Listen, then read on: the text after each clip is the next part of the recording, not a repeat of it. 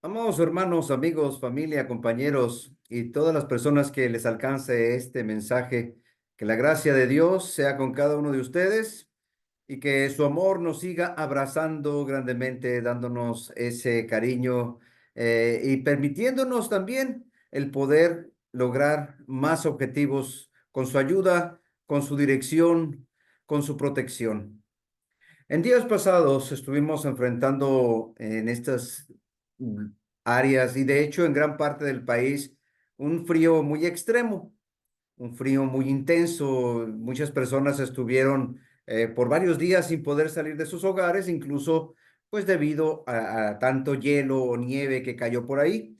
Algunas personas que tenían en sus hogares la facilidad de tener una chimenea, bueno, pues se resguardaron ahí del frío con algo de calorcito. Y esto trajo a mi mente una escritura en la cual en una ocasión hace mucho tiempo descendió fuego del cielo, fuego de parte de Dios. Y esto sucedió allá en los tiempos del profeta Elías, allá en el Monte Carmelo. Es donde vamos a basar nuestro mensaje del día de hoy. De hecho, pues hemos titulado de esta manera este tema, Fuego de Dios. Y allá en el primer libro de los Reyes, capítulo 18, es donde se desarrolla esta trama. Algunos tal vez hemos leído lo que sucedió en aquel momento. Ahí se describe cómo Dios demostró su poder ante el rey Acab, delante de los profetas de Baal, delante de aquellos otros profetas de Acera y delante de todo el pueblo de Israel que también estaba en esa duda de quién será el verdadero Dios. Habían sido influenciados de tal manera, pues que muchos tenían su fe un tanto apagada, un tanto desviada y estaban pensando que a lo mejor, ¿por qué no? Pudiera ser Baal el Dios. Pero llega Elías para poner un alto a todo esto y se desarrolla toda esta escena. Ahí demostró Dios quién realmente es Él, demostró su poder a través de este profeta. Él en toda su vida sirviendo a Dios de la mejor manera, eh, y pues siguió los pasos que Dios le dio. Total de que en un momento dado, en el momento que lo tocó a él demostrar que él era enviado de Dios y que Dios iba a responder, cae fuego del cielo, fuego de parte de Dios, dice la escritura. Y todo el pueblo empezó a decir, Jehová es Dios, Jehová es Dios, porque los otros trataron de demostrar que su Dios era poderoso, pero nunca hubo respuesta. Su Dios nunca respondió, nunca hubo fuego ni nada. Fue impresionante lo que sucedió desde el cielo, cayendo fuego, consumiendo todo aquel holocausto que estaba ahí preparado, el altar de los sacrificios. Y de esta manera el pueblo quedó convencido y todos los que vieron ahí quién es el verdadero Dios. Esto pues generó también un arrepentimiento en el pueblo, una transformación, pero antes de que ese fuego cayera, hubo algunos pasos necesarios que dar. Primeramente, pues, el tener fe. Tener fe, pues, a pesar de la maldad que ya había existente en el pueblo de Dios, Elías como representante de Dios en ese momento, pues él estaba haciendo su trabajo y el pueblo se había desviado. Alguien más por allá, la esposa de aquel rey, se encargó de poner monumentos, estatuas de su dios Baal por todos lados y la gente se estaba empezando a desviar. Y luego Dios detiene la lluvia y le echan la culpa a Elías. Cuando se llega a presentar Elías delante del rey Acab, Acab le dice, hey, tú eres el que has estado causando todo este problema y todo, y momento, yo no, dice Primero de Reyes 18:18, yo no he turbado a Israel, sino tú, y la casa de tu padre, dejando los mandamientos de Jehová y siguiendo a los Baales. Todo este problema que está pasando ahora y que no llueve, pues claro, yo oré para que no lloviera, pero ustedes ocasionaron todo. Antes de que Dios enviara la bendición, antes de que Dios enviara ese fuego, se necesitaba demostrar fe. Y ahí estaba Elías, él contra todos, o todos contra él. 450 profetas de Baal y otros tantos 400 profetas de Acera. Y claro, el rey, pues, que estaba convencido de que Elías era culpable, pero llega Elías y da la cara. Dios usa a personas sencillas con una alma ardiente de fe para hacer cosas extraordinarias a favor de muchos.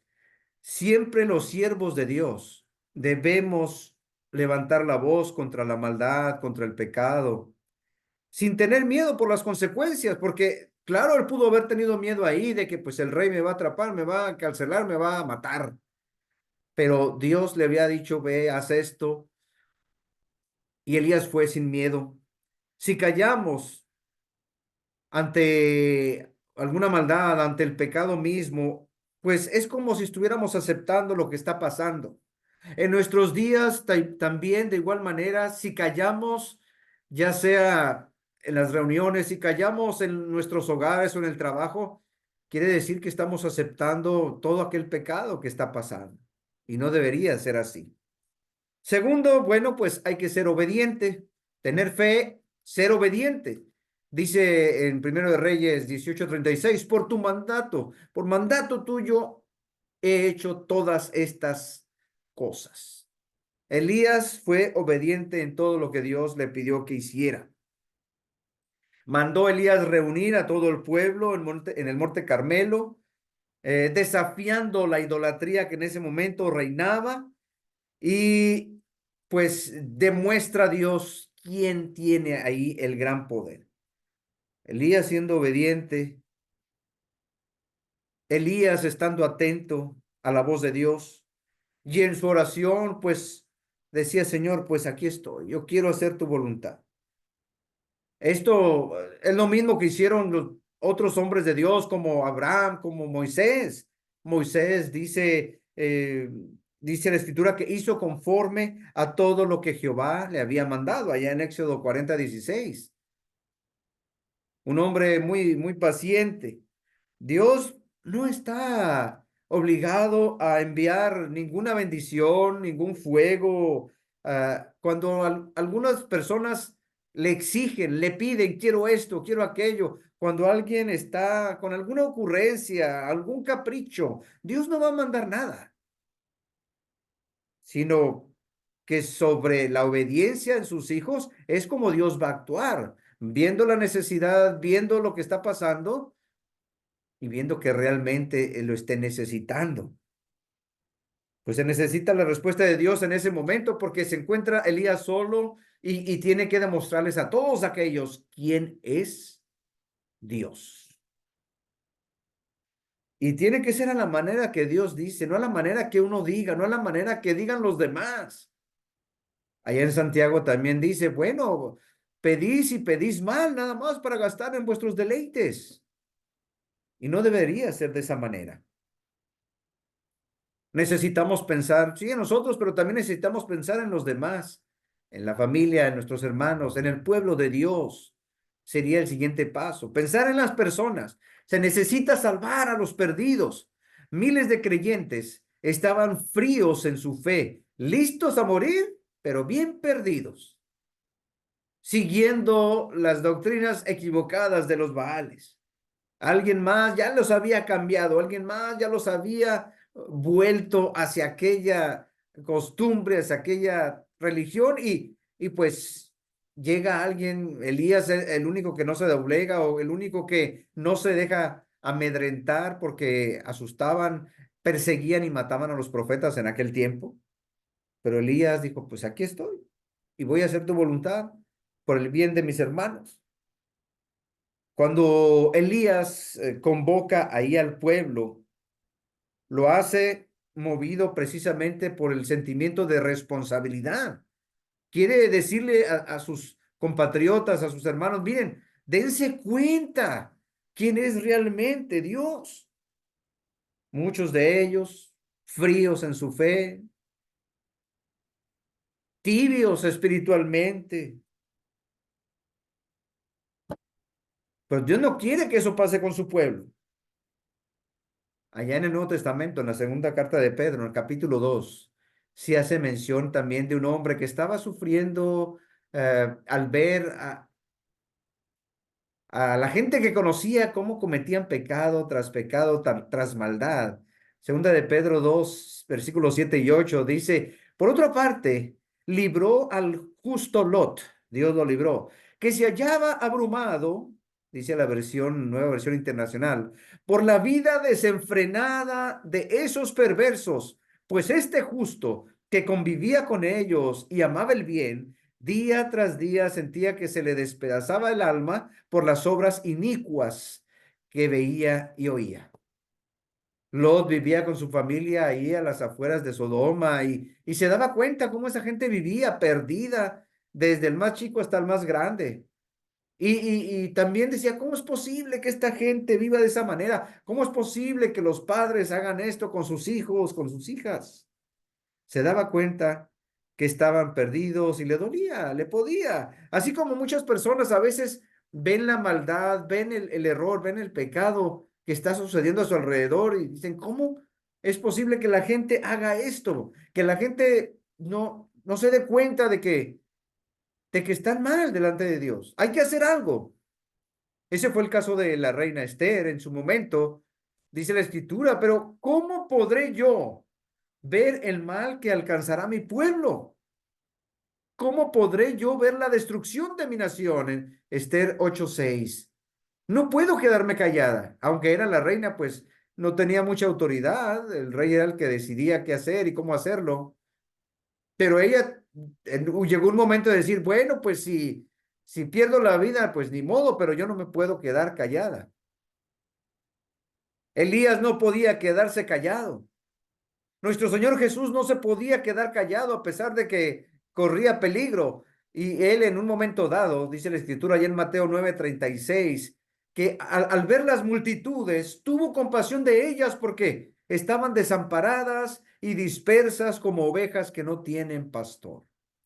No puedo dejar así a la gente perdida, porque van a morir así, en esa perdición precisamente.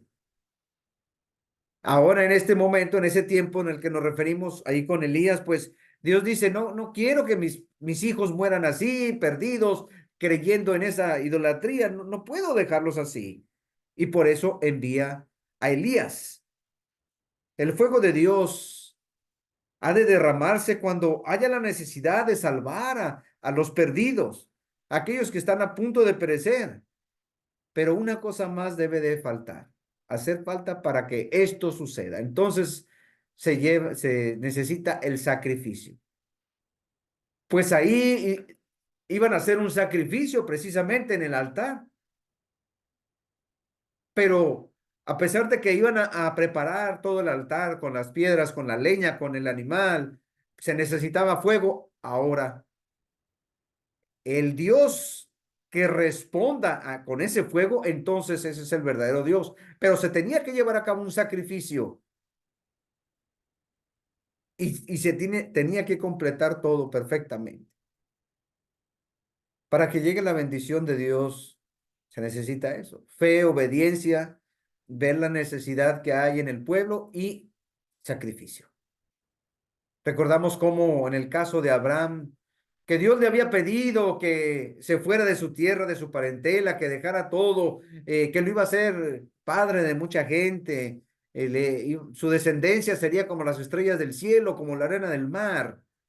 Pero en algún momento dado, ya cuando nace su hijo Isaac, pues le dice, sacrifícame a tu hijo. Y pues Abraham, obediente, lleva al joven hasta donde Dios le pidió que lo sacrificara. Era una distancia de 3 días y aún así lo llevó y ya cuando lo iba a sacrificar, Dios lo detiene. Mas, sin embargo, el sacrificio se llevó a cabo porque ahí estaba un carnero atorado entre sus cuernos. La respuesta de Dios viene después de un sacrificio. ¿Qué tanto nosotros estamos sacrificando para que Dios nos responda? Mucha gente quiere la respuesta de Dios, el favor de Dios, la bendición de Dios, pero no muchos están dispuestos a sacrificar algo. Y Dios tampoco va a responder. Por supuesto que no, de ninguna manera. Allá en el monte Moria apareció aquel carnero y se llevó a cabo el sacrificio. Por supuesto. Dice la escritura también que nosotros necesitamos hacer un sacrificio. Romanos 12:1 dice, así que hermanos, les ruego por las misericordias, dice Pablo, les ruego por las misericordias de Dios que presentéis sus cuerpos como sacrificio vivo, santo y agradable a Dios. Y a veces lo que la gente hace más bien es sacrificar a Dios, hacer a un lado a Dios. Despojarse de Dios. No, no, no, no. No es así. Sacrificarse uno mismo para Dios. En vez de dejar de hacer cosas para tener tiempo para nosotros, se trata de hacer cosas para tener tiempo para Dios.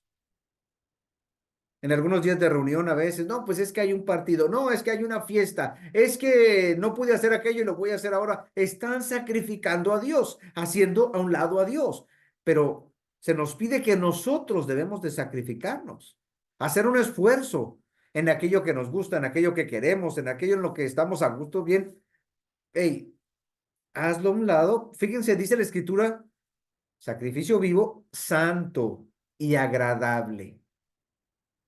Tiene que ser a la manera de Dios, no a la manera de nosotros. Agradable a Dios. Adorarle como Él pide, como Él quiere, como a Él le gusta.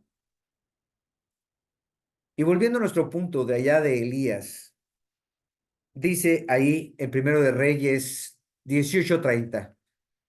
Entonces dijo Elías a todo el pueblo, acercaos a mí. Y todo el pueblo se acercó, y él arregló el altar de Jehová que estaba arruinado.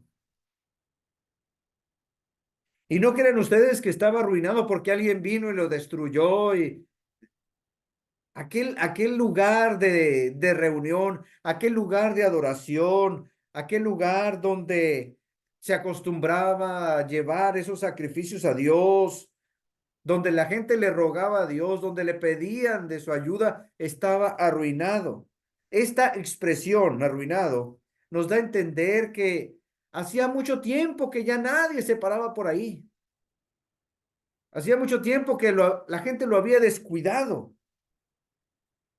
Entonces el profeta va y arregla todo, acomoda ahí, pone 12 piedras y luego pone lo necesario, la leña y pone aquel animal arruinado porque ya la gente ya no buscaba a Dios. Estaba en ruinas, estaba abandonado. Así como la fe de muchas personas pudiéramos decir que está como abandonada, arruinada, alguna gente que se ha alejado de Dios. Tiene varios nombres. Pablo por allá en Segunda de Tesalonicenses le dice apostasía cuando unos dejan la fe. Segunda de Tesalonicenses 2:3, cuando algunos le dan la espalda a Dios. Allá en Hebreos 2:1 menciona como deslizarse cuando alguna persona comete algún pecado, alguna falta o anda en eso, se resbala, cae, pues le está dando también la espalda a Dios. Allá en Apocalipsis se menciona como dejar el primer amor. Y dejar el primer amor es olvidar el primer mandamiento, amarás al Señor tu Dios por sobre todas las cosas. Ese es el primer amor, según lo que menciona ahí en Apocalipsis 2:4, que aquella iglesia se veía muy bien en muchos aspectos, pero habían dejado su primer amor, el amor a nuestro Dios. ¿Dónde está la fe de todas esas personas que han dejado de reunirse, que han dejado de orar, que han dejado de tener comunión con Dios? Podríamos mencionarlo de la siguiente manera. ¿Dónde están los altares de aquellas personas? ¿Por qué los tienen abandonados? Esos momentos en los que antes se acostumbraba a tener una clase ahí en la casa, tener un momento de devoción, de adoración, una clase, una reunión. ¿Por qué ya no vas? ¿Por qué ya no lo haces? ¿Qué está pasando? ¿Una fe fría, una fe tibia tal vez? ¿Dónde están los tiempos a solas con Dios? ¿Dónde ha quedado el fervor para la alabanza, para el canto, para la oración? ¿Dónde está aquel bonito sentimiento que en algún momento existía en algunas personas? Dice el Salmo 122:1, yo me alegré con los que me decían, a la casa de Jehová iremos. Porque de repente se ve a la gente emocionada, contenta, disfrutando una reunión, un estudio, y después de un tiempo, ya nada. ¿Por qué? ¿Qué pasó ahí? Alguien vino y removió todo y es lo mismo que pasó en el tiempo de Elías. Estaban bien con Dios y de repente alguien vino y los cambió, los, los volteó a otro lado para que vieran una nueva fe, una nueva tendencia y estaban empezando a creer en Baal, en un ídolo. Pero Dios ve todo esto y quiere que sus hijos regresen y envía al profeta Elías para que les haga ver su error, para que se den cuenta quién es realmente Dios, el Todopoderoso. Esto es a grandes rasgos lo que pasó ahí, mis hermanos, en aquel momento. Necesitamos entender algunas cosas. Mantengamos la unidad porque unidos somos más fuertes. Seamos más respetuosos con Dios, con su palabra, con su voluntad y fieles. No perdamos la oportunidad que Dios nos da para ser mejores. Somos lo que somos gracias a Dios y todavía Él quiere que mejoremos mucho más. Pero también nosotros necesitamos ser, tener fe, ser obedientes, ver por la familia, ver por los hermanos y actuar, hacer algún sacrificio. Algunos empiezan después con algún pretexto, es que tengo mucho trabajo, es que me queda muy lejos, es que sale muy cara la gasolina, van a haber excusas y pretextos, siempre va a haber. ¿Cómo está la relación que tenemos con Dios en nuestros días? Pues analicemos todo esto, mis hermanos. Hagamos las cosas a la manera de Dios, como Dios quiere, como Él nos pide. Hagamos todo lo posible para que nuestra generación se convierta de todo corazón. Los que ya estamos, qué bien, excelente, pero los que nos ven atrás, los más pequeños, necesitan también tener esa fe que nosotros tenemos fuerte, sólida. Restauremos esos altares arruinados, o sea, esa relación bonita, esa fe, esa devoción con nuestro Padre Celestial. Mantengamos viva la llama de la fe. No dejemos que se apague. No dejemos que mengüe. Aprovechemos, hermanos, toda oportunidad.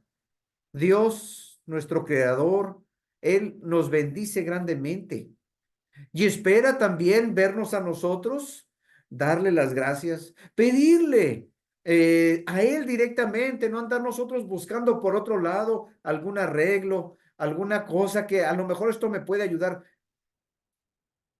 Por supuesto que si tenemos algún problema de salud, uno va a ir a buscar alguna medicina, algún doctor, pero primero póngase en las manos de Dios y que Dios le guíe hasta aquella persona o hospital o medicamento que le pueda servir. No primeramente buscar por nuestra cuenta, pedirle a Dios la dirección, pedirle a Dios el rumbo que necesitamos.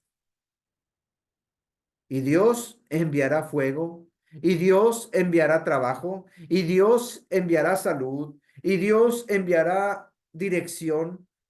Dios enviará lo que necesitemos.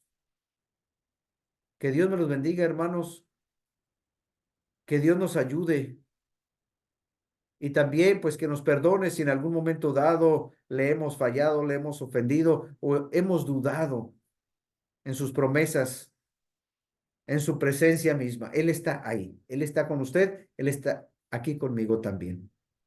Gracias por ver este mensaje. Espero que lo puedan captar. Su hermano y amigo Eduardo Gándara transmitiendo desde Oregon y pues para todo el mundo. Bendiciones, amados hermanos.